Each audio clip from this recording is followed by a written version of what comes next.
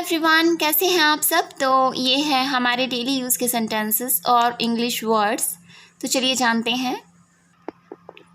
Conduct, आचरण, behaviour, चाल चलन, जिसे हम कहते हैं आचरण, व्यवहार, कॉन्डक्ट। क्लैरिफाई, सफाई देना, क्लैरिफाई, सफाई देना। मॉडिफाई, कन्वर्टेड, परिवर्तित करना, किसी चीज़ को किसी चीज़ के अंदर परिवर्तित करना, मॉडिफाई करना, उसे कन्वर्ट करना। किसी चीज़ को आप किसी चीज़ में परिवर्तित करते हैं, बदलते हैं, तो वो एक नई चीज़, पुनर्जन्म या कह सकते हैं बहुत एक नई चीज़ निकल कर आती है, तो वो होती है कन्वर्ट किया हुआ, मॉडिफाई किया हुआ। इंटरवेन, हस्तक्षेप करना, किसी चीज़ के अंदर गड़बड़ करना, छेड़छाड़ करना, इंटरवेन होता है। इंटर अंदर की ओर जाना, छेड़छाड़ करके आना, इंटरवेन, हस्तक्षेप करना, उस चीज़ के जो है उस चीज़ को छेड़ना, गड़बड़ करना किसी चीज़ के अंदर। कॉम्प्रिहेंड, समझना, कॉम्प्रिहेंड, समझना। प्रिसीड, गेटिंग बेटर, प्रिसीड पूर्व में होना, प्रिसीड पूर्व में। गेटिंग बेटर, बेहतर होना। तो अक्सर जो है पूर्व में जो है पूर्व दिशा को बहुत अच्छी दिशा माना जाता है। दिशाएं सभी ही अच्छी होती हैं, लेकिन पूर्व दिशा को एक बहुत जो है बेहतर कार्यों के लिए जो है समझा जाता है, बहुत अच्छे कार्य उसमें किए जाते हैं। तो गेटिंग बेटर भी आप बोल सकते हैं और प्रिसीड भी बोल सकते हैं। दोनों का जो मीनिंग है वो सेम ही है। पूर्व में किसी कार्य को होना, बेहतर कार्य होना, बेहतर कुछ होना, प्रिसीड गेटिंग बेटर। ठीक है। टू रिक्रूट, भर्ती करना, रिक्रूट करना, भर्ती करना। एनरोलमेंट, नामांकन, नाम का दर्ज करना, नाम दर्ज करना, रजिस्टर नेम भी बोल सकते हैं, एनरोलमेंट भी बोल सकते हैं, नामांकन। ऑक्यूर, घटित होना, किसी भी चीज़ का घटित होना, ऑक्यूर। एमर्ज, मर्ज होना, उभर कर आना, उभरना, एमर्ज होना। अल्टरनेट, एकांतर, एकांतर, अल्टरनेट। एस्टैब्लिश, स्थापित करना, एस्टैब्लिश, स्थापित करना।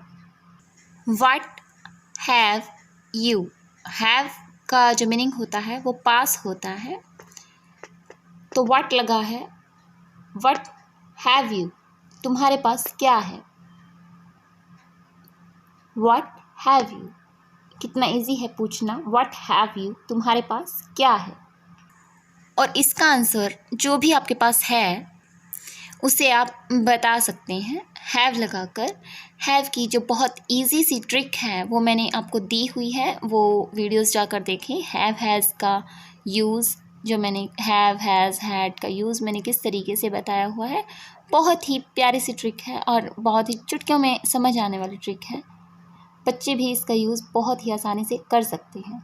आपके पास कोई भी चीज़ है उसे हैव लगाकर आप बता सकते हैं, तो इसका आंसर आप दे सकते हैं। मान लीजिए आपके पास कोई भी चीज़ है, भगवान का दिया हुआ सब कुछ ही होता है, तो सब कुछ जो होता है उसे हम हैव लगाकर बता सकते हैं।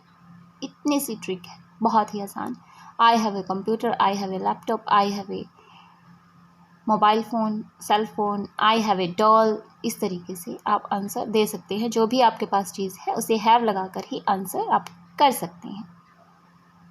अगर नहीं है तो हैवंट लगा दीजिए, हैवंट यानी have not. Don't tear pages, पन्ने मत फाड़ो, पन्नों को मत फाड़ो।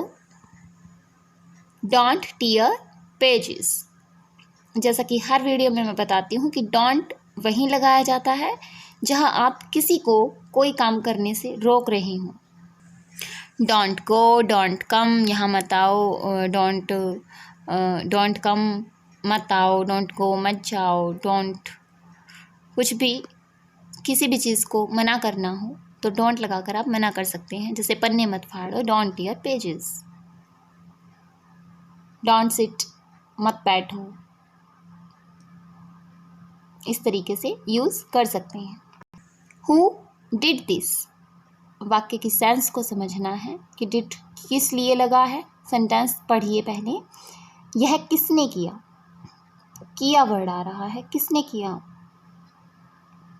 सेंटेंस देखिए कि क्या बोल रहा है। जैसा कि हर वीडियो में बताती हूँ कि हिंदी में हम नहीं जानते हैं कि डायरेक्ट बोलते हैं कि मैं खेलूँगा, कोई गा गेगी की पहचान नहीं करनी होती है, डायरेक्ट बोलते हैं और डायरेक्ट हमें समझ भी आता है। तो इसी तरीके से इसमें भी सेंस को ही पकड़ना है इंग्लिश के अंदर। वॉज वर कहाँ लगा है, किस लिए लगा है, क्यों लगा है, ये सेंटेंस क्या बोलना चाह रहा है। अभी का सेंटेंस है, किसी की हैबिट बता रहा है या कोई पास्ट की बात कर रहा है, था थे की बात कर रहा है, तो क्यों लगा है। और ग्रामर पोर्शन के बहुत ही इजी तरीके से जो है मैंने आपको समझाया हुआ है, वीडियो को आप देख सकते हैं। और अगर आपको समझ आता है तो वीडियो को ज़रूर शेयर करें, क्योंकि दूसरों की हेल्प हमें ज़रूर करनी चाहिए। चलिए, हु डिड दिस, यह किसने किया। से अगेन, फिर से कहो, से अगेन। तो मैं यही कहना चाहूँगी कि सेंस को ज़रूर समझे, तभी जो है इंग्लिश आ सकती है। कीप रिवाइजिंग, रिवीजन करते रहें। ठीक है, कोई भी काम कॉन्टिन्यूसली अगर किसी को कहना चाहें आप करते रहें तो कीप लगाइए। करते रहने की जब शिक्षा किसी को देते हैं तो कीप का यूज़ किया जाता है, कीप रिवाइजिंग। रिवाइज जो होता है एक तरह से रिपीट करना होता है। याद रखने की क्रिया को कहा जाता है। अगर आप बार बार दोहराते हैं किसी चीज़ को, रिपीट करते रहते हैं, फिर से कहना, फिर से कहना, फिर से कहना उसी बात को, तो वो आपको रिवाइज हो जाती है और आपके माइंड में बैठ जाती है। जिस तरीके से हम हिंदी को डेली यूज़ में बोलते हैं, बोलते ही रहते हैं, याद हो जाती है। कोई व्याकरण के रूल्स नहीं समझने हैं, तो इसी तरीके से revise, keep revising, revising repeat करना ही होता है, एक तरीके से दोहराना होता है किसी चीज़ को। और जब हम दोहराते रहते हैं तो हमें याद करने की ज़रूरत नहीं होती, ऑटोमेटिक ही याद रहता है। जैसे हिंदी के वर्ड्स सभी हमें याद होते हैं, इसी तरीके से इंग्लिश के वर्ड्स भी हमारी ज़ुबान पर होने चाहिए, हमारे टंग पर होने चाहिए। वो होंगे कब, जब आप उन्हें माइंड में बार बार रिपीट करते रहेंगे, बोलते रहेंगे, सोचते रहेंगे। वही रिपीट, दोहराना, फिर से कहना किसी बात को, वो रिवाइज ही हो जाता है, आपको याद हो जाता है। इम्प्लाई, मतलब, अर्थ निकालना। अब आई एम लगा है, आपको पता होगा कि आई एम का मतलब होता है मैं हूँ। सिर्फ याद रखने के लिए ट्रिक है, आई एम लगा है तो आई एम जो होता है स्पेलिंग अलग होती है, ए एम लग जाता है, एम, इसमें है एम्प्लाई, अप्लाई करना किसी चीज़ को, एम्प्लाई है ये, अप्लाई नहीं है। तो ये तो सिर्फ याद रखने के लिए है। एम्प्लाई, अप्लाई करना, अर्थ निकालना। जब आप किसी चीज़ को अप्लाई करते हैं तो उसका अर्थ निकल कर आता है। मान लीजिए पहले आपने अपने ऊपर कोई चीज़ ट्राई की या आपने कोई इमेजिन किया, अप्लाई किया उस चीज़ को कि ऐसा होगा वैसा होगा। आप इमेजिनेशन भी हमारी जो है अप्लाई ही करती रहती है कि ऐसा करेंगे तो ऐसा होगा, ऐसा करेंगे तो वैसा होगा। अप्लाई ही होता है वो, एक तरीके से अप्लाई ही कर करके देखते हैं कि ऐसा करेंगे तो ऐसा होगा, वैसा करेंगे तो ऐसा होगा। अर्थ निकालते रहते हैं, मतलब निकालते रहते हैं। एम्प्लाई वही होता है, मतलब अर्थ निकालना।